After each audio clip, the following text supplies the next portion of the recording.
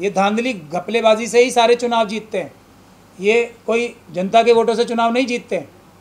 तो उनके पास तो एक सबूत है ना, वीडियोग्राफी दिखाएं, सीसीटीवी फुटेज दिखाएं कि जी पराचा साहब भी झूठे हैं, कासले साहब भी झूठे हैं, सब झूठे हैं, हम ही सही हैं। जो तुलसी गबार्ड भी झूठी हैं, ट्रंप साहब भी झूठे हैं, और डोनाल्ड ट्रंप भी झूठे हैं, एलन मस्क भी झूठे हैं, दुनिया के सारे देश जो पेपर बैलेट से चुनाव कराते हैं वो सब बेवकूफ़ हैं, सिर्फ हमारा चुनाव आयोग मोदी जी और अमित शाह साहब ही समझदार हैं। ये सबूत तो उनके पास है ही ना, दिखा दें।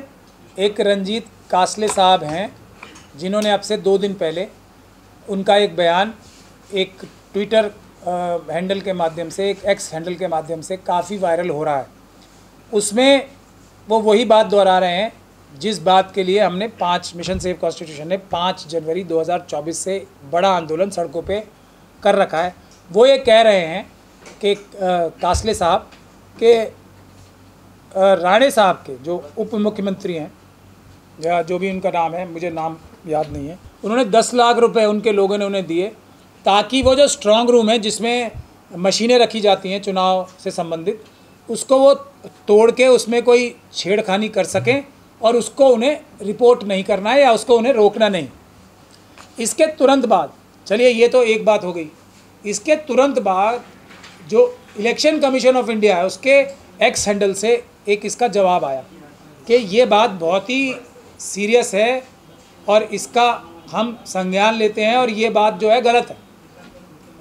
उसके बाद उन्होंने एक इन्वेस्टिगेशन भी की और एक्स अपने हैंडल पे ही एक चिट्ठी जो कि डिस्ट्रिक्ट इलेक्शन ऑफिसर थे, ये इलेक्शन कमीशन ऑफ इंडिया के एक्स हैंडल पे जाके आप सब लोग देख लें, उसमें ये कहा गया कि ये व्यक्ति जो हैं जो पुलिस के अधिकारी हैं ये तो वहाँ पोस्टेड ही नहीं थे।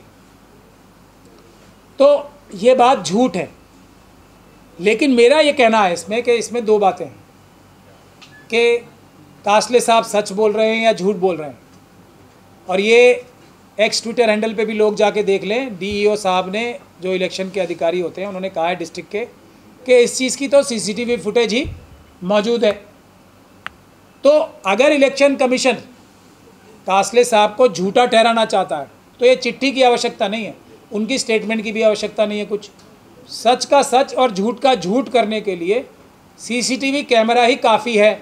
वो पूरे ड्यूरेशन का सीसीटीवी फुटेज जो है वो अपने ट्विटर हैंडल पे, एक्स हैंडल पे, दूसरे सोशल मीडिया के जो उनके हैंडल्स हैं उस पर डाल दे, वेबसाइट पे डाल दे, पूरी दुनिया देख लेगी कि कासले साहब सच बोल रहे हैं या इलेक्शन कमीशन या डीईओ साहब ठीक बोल रहे हैं। लेकिन ऐसा वो नहीं करेंगे। क्यों? और इसी से हमारा शक जो है हर बार यकीन में बदलता है, क्योंकि घपले हुए हैं। सिर्फ एक जगह का तो अभी किसी ने बता दिया, किसी भी वजह से बता दिया, और इनकी बात पे विश्वास करने का इसलिए मन करता है क्योंकि ये खुद कह रहे हैं कि मुझे 10 लाख रुपए दिए गए, यानी कि ये तो इस केस में खुद ही फंसेंगे ही। तो ऐसा व्यक्ति झूठ बोलेगा क्या जो खुद भी फंसेगा? तो सच्चाई है। और दूसरा, चुनाव आयोग, मोदी जी, अमित शाह जी, आरएसएस के दूसरे लोग, बीजेपी के दूसरे लोग पूरी ताकत लगाते हैं हमें ये सीसीटीवी फुटेज हासिल करने से रोकने के लिए। और उसकी एक बड़ी मिसाल और बड़ी जीत हमने अभी 2 दिन पहले हासिल की है, जिस दिन ये वक्फ की भी ऑर्डर आया था उसी दिन। वो क्या है, हमने पंजाब हरियाणा हाई कोर्ट से ये आदेश लिया था कि 90 की 90 जो सीटें हैं हरियाणा की, उसके जो सीसीटीवी फुटेज है, वीडियोग्राफी है, वो हमें दे दिया जाए। चुनाव आयोग ने उसका भरपूर विरोध किया था, लेकिन पंजाब हरियाणा हाई कोर्ट ने ये डायरेक्शन दी कि देनी पड़ेंगी। तो उसके बाद नरेंद्र मोदी जी ने, अमित शाह जी ने और भारतीय जनता पार्टी की सरकार ने कानून ही बदल दिया ना देने के लिए। लेकिन उस कानून के बदलने से भी हमने ये कहा कि हमारे ऊपर कोई असर नहीं पड़ेगा, देना तो अब भी पड़ेगा वरना अदालत की अवमानना होगी।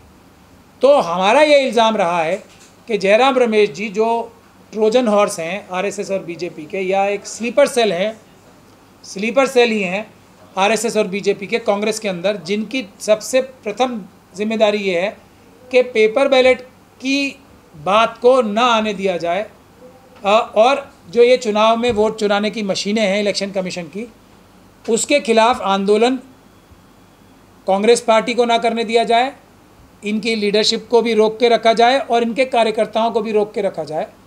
उन्होंने आरएसएस और बीजेपी के कहने की वजह से, हमारा इल्ज़ाम ये है, एक पिटीशन लगाई सुप्रीम कोर्ट में उस कानून को निरस्त कराने के लिए जो मेरे Punjab and Haryana high court का ऑर्डर था, उसको जो कानून बना था उसको ख़त्म कराने के लिए। देखने में तो ऐसा लगता है, लेकिन उसकी वजह लेकर, उसका रीज़न और बहाना लेके चुनाव आयोग ने पूरे देश में हमारी हर पिटीशन में ये कहा कि जब तक ये जयराम रमेश साहब की पिटीशन पेंडिंग है तब तक महमूद प्राचा की पिटीशंस की सुनवाई जो है लंबित रखी जाए, उन पे सुनवाई ना हो। और इसमें 5 से 6 महीने ख़त्म हो गए हमारे। और जो हमारी लड़ाई है पेपर बैलेट वापस लाने की, मशीनों को हटाने की, वो 6 महीने तक डिले हो गई। लेकिन हमने 17 तारीख को ये एक बड़ा आदेश लिया है जिसमें सुप्रीम कोर्ट ने काफ़ी बहस के बाद, और इसमें देख लीजिए कितने बड़े बड़े वकील हमारे खिलाफ पेश हो रहे थे। मैं आपको दिखा देता हूँ, मैं नाम नहीं लेना चाह रहा। और उस तरफ से भी तुषार मेहता साहब और बड़े बड़े वकील, चुनाव आयोग की तरफ से भी बड़े बड़े वकील पेश हो रहे थे।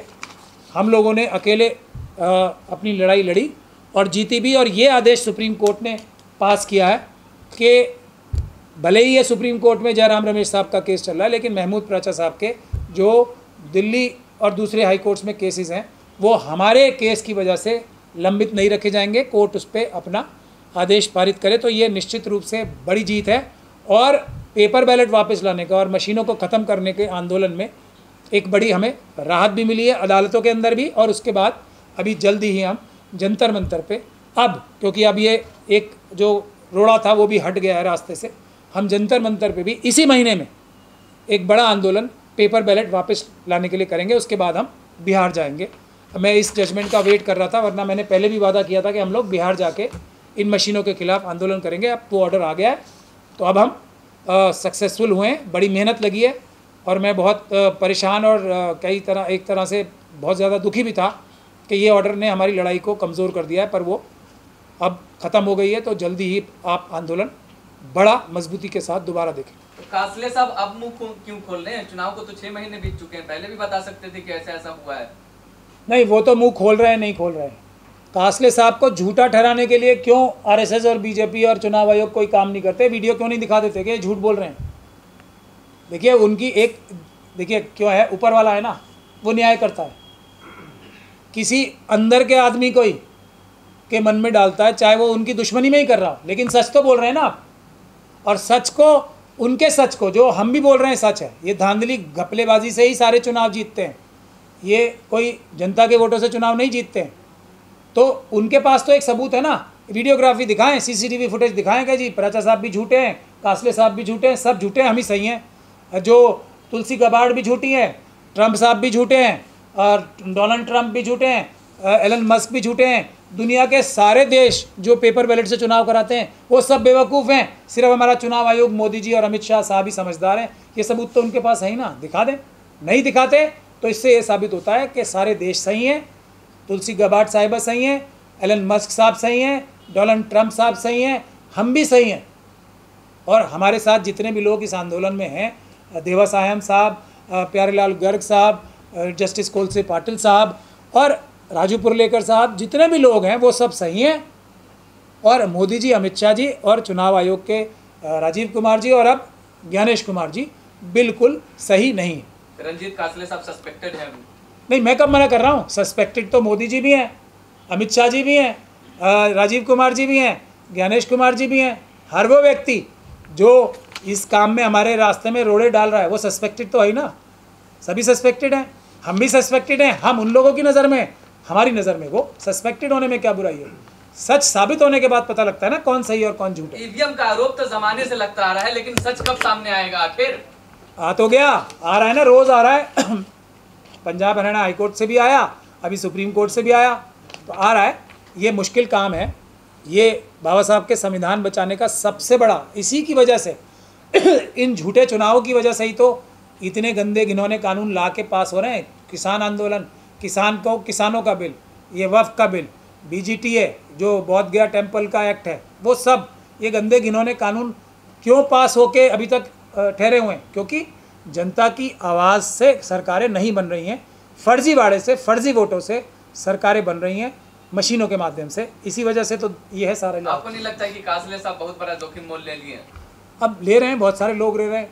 तो अब उन्होंने जिस भी वजह से लिया हो, लेकिन जोखिम तो मोल लिया ही है। लेकिन अभी उनको मारेंगे नहीं, क्योंकि इतना बड़ा आंदोलन चल रहा है, तो मुझे ऐसा लगता है कि उनको मारेंगे तो नहीं कम से कम, लेकिन खतरा तो फिर भी क्या भरोसा है। जस्टिस जो जज लोया थे उनको भी बड़ा हैरानी हुई सबको कि उनको मार ही दिया गया। तो मतलब कासले साहब की भी हत्या हो सकती है, आप ये कह रहे हैं सीधे तौर नहीं, पे? डर तो है, उनके ऊपर कार्रवाई तो होगी, लेकिन हत्या का मुझे थोड़ा कम अंदेशा है, लेकिन डर और अंदेशा तो बना हुआ है।